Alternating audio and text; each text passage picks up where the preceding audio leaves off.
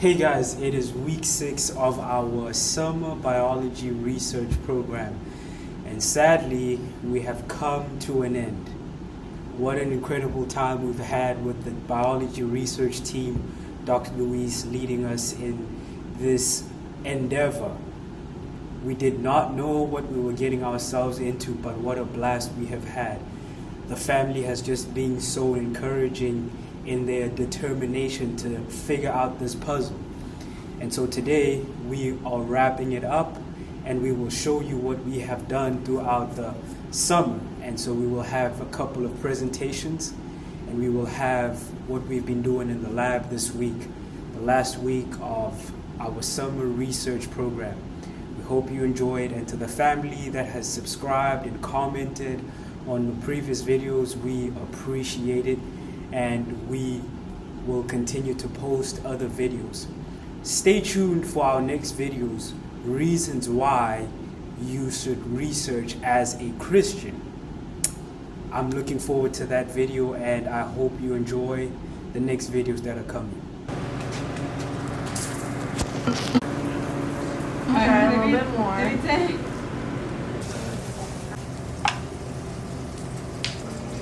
Just need to see it separated enough.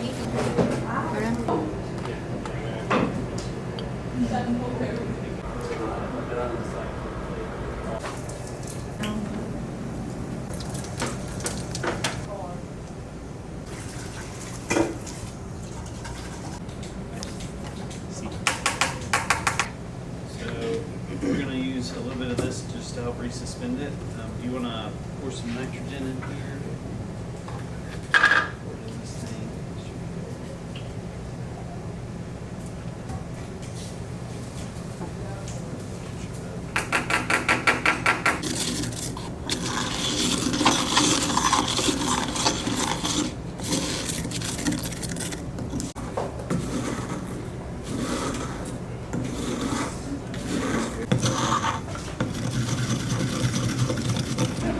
Let's try 2, and then what we're going to do is, Val, where did the extraction buffer end up? It's in that icebox in the back.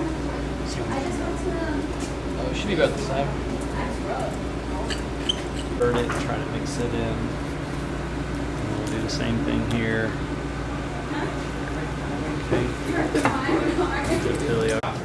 Okay. Turn it on with the power button. Oh yeah, Life we'll science. use this one here. 2-play gap. And then the first, there's 2 little cubettes here. The one with We are troubleshooting the PCR that we have ran. We have made a gel, but it does not show anything on it. So we are trying to see the concentration of DNA that are in the plasmids that we have used. And clearly, as we have specced, there is no DNA. We are finding 1 micrograms per plasmid, and that is not good for us. So we are trying to see if we can find more concentrations of the DNA so we can continue with our experiment. So just to go back, we are trying to see if we increase the concentration of uracil in our plasmids from 1% to 50%. And if we increase that concentration over these samples, but the most important thing is failing. So stay tuned, and hopefully we'll get the result that we want. It doesn't have any. Well, welcome. We're in the lab today because we're actually Dr. Bates was a little bit ahead of me in school, left and went to medical school, and so let's I'll let him kind of introduce himself. He can tell you. Biology major, and I'm interested in pediatrics actually. So that's actually really cool. So my question, well, I have operating it the way we want to do it. It requires a lot of it. It's got a blue, kind of a blue color to it. In that column, our protein will bind because the column has metal ions that our protein has a little, we've added something to it extra. And the little extra tag sticks to those metal ions.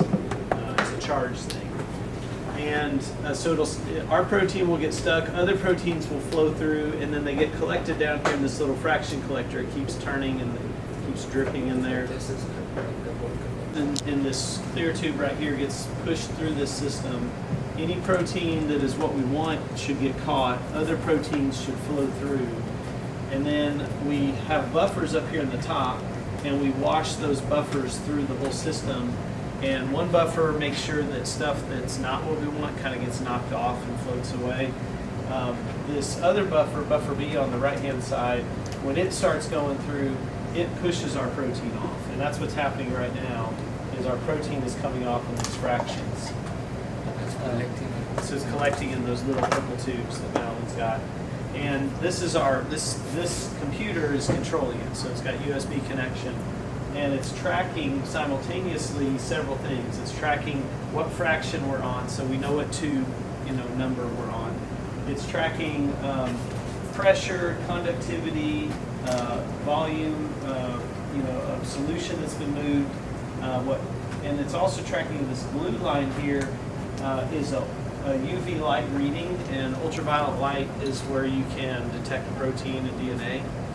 And while it's loading on, it's real high, and then it washes some, and it goes up, and then when it elutes, that's what this peak is right here. I'm going to zoom in on the dilution peak, because it's actually a really good peak.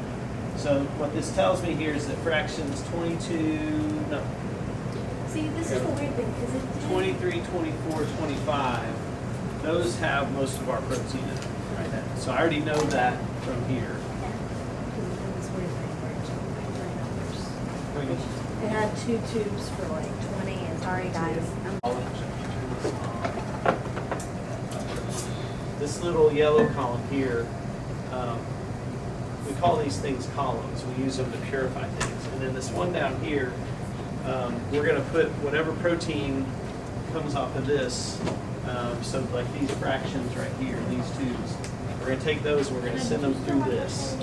And what's going to happen is our protein will bind to the column, again, because this column is going to be negatively charged, and our protein has a lot of positive charges on it, so they'll bind together.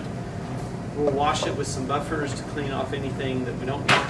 And then we add a final buffer that will just knock our protein.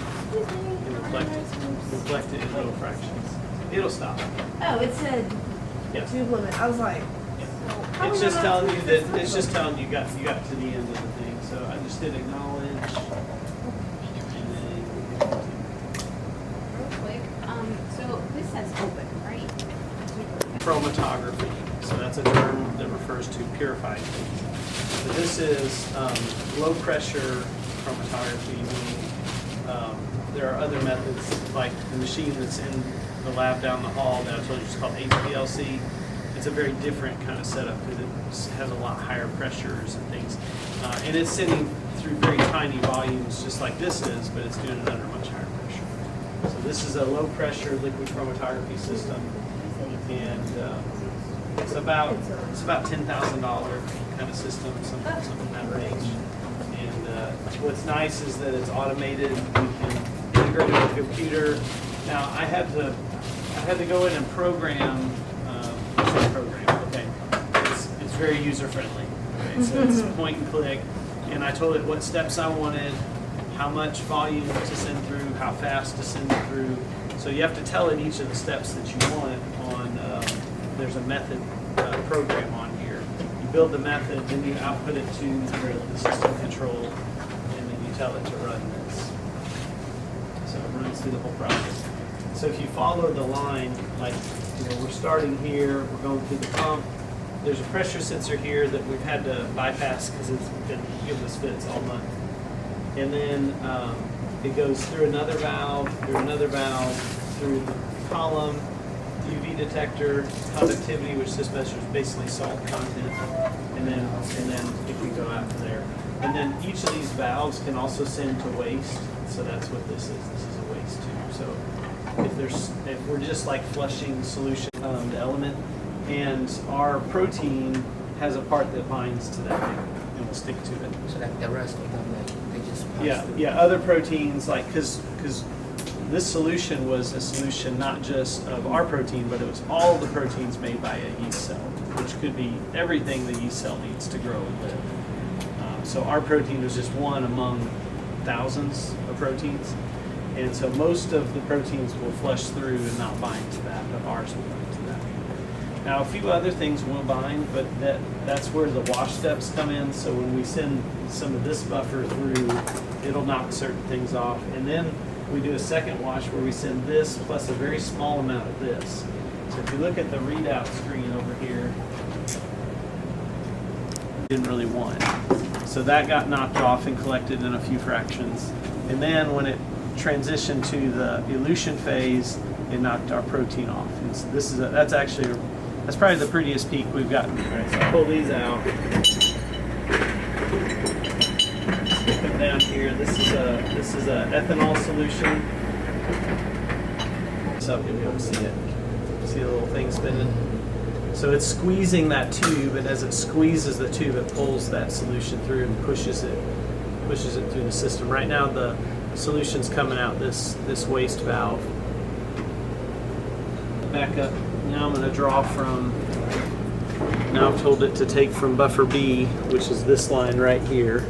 So it's pulling alcohol through that line, and it's going to send it in. So that'll clear out that line for me. Oops. Clear out that ethanol line for me, or that buffer B line. Once buffer B gets cleared, then I'll tell it to pull some. So white plates are good for luminescence, like if it gives off light. Black plates are good for fluorescence. Clear plates are used for absorbance. So you got different methods you can use this for. Either detecting the presence of something, or how pure something is, or how much of something there is. Clay was using it with fluorescence, so he was using a plate like this. In fact, that might have been his plate from today. And he was trying to look at how does the protein we study, he labeled it fluorescently, and in solution it's just kind of tumbling around. And we're asking the question of when it binds to DNA, does that change how fast it tumbles? Does it slow down? And can you detect that? Which is pretty, it's a physics concept called anisotropy or polarization, fluorescence polarization. And so that's what we're trying to study with that. But this is a really cool instrument as well. These are a little more expensive. This is about, depending upon the bells and whistles, this could be $50,000, $80,000, $100,000, just depending on what you get. So if you want one for your house, it's just a little more expensive. And it's going to get captured in the bottom part of this, okay? And everything else will flow through and go into a little tube down there. And then once I get all the protein on and we add a little bit of this buffer to wash it, then I'm going to take this off and we're going to collect it in these tubes right here.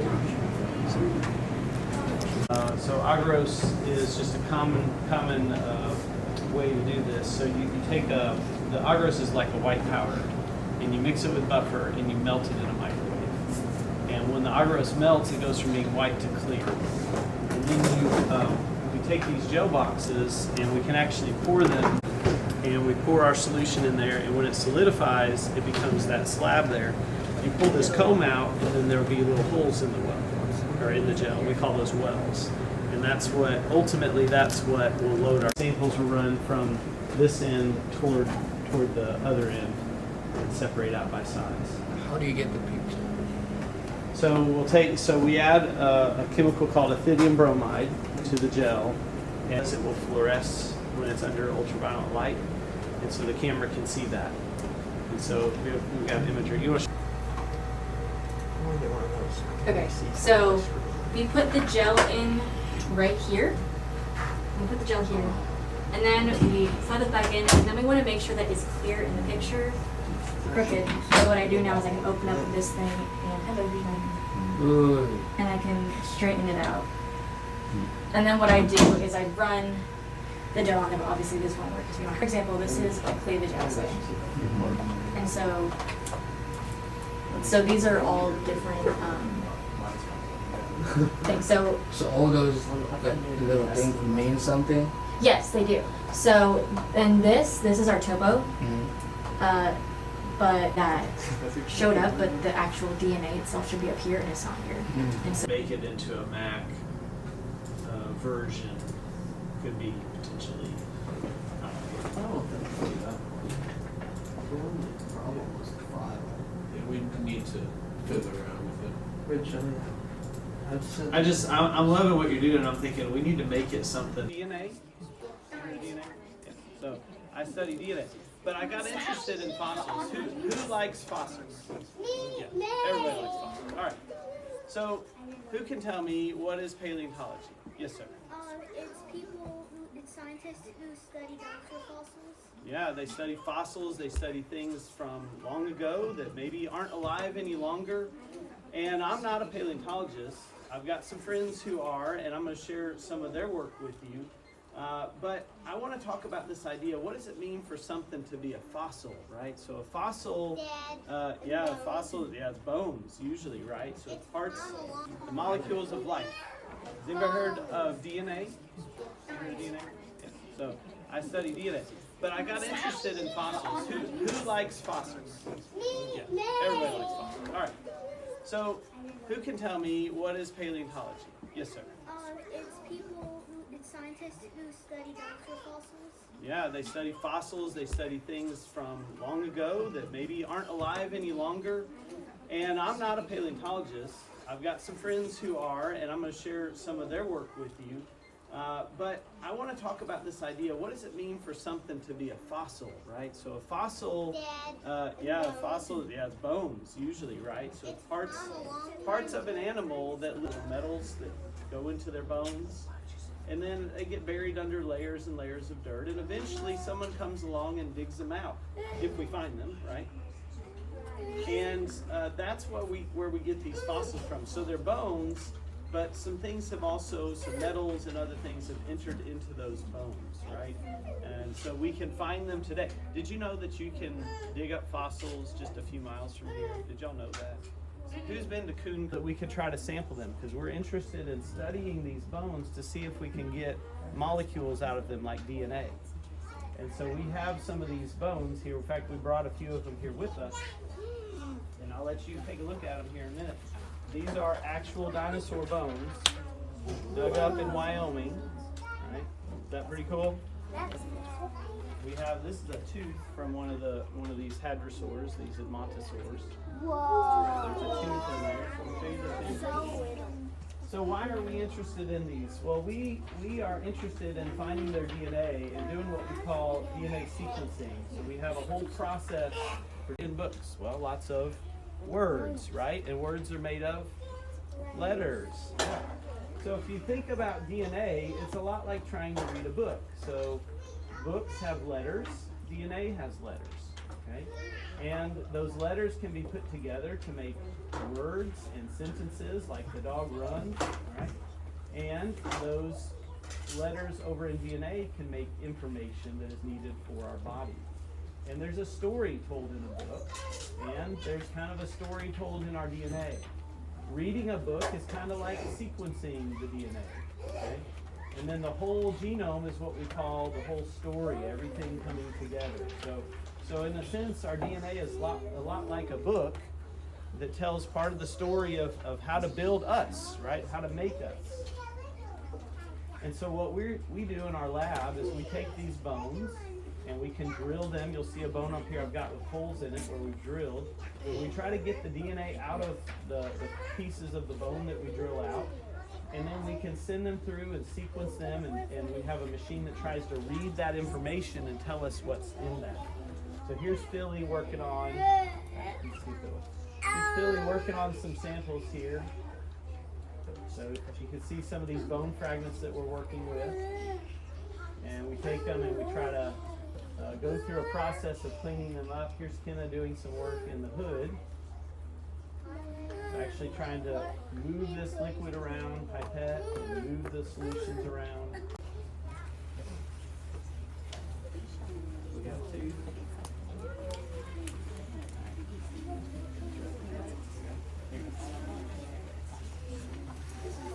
Let's take a look at this. So this is a tooth right here.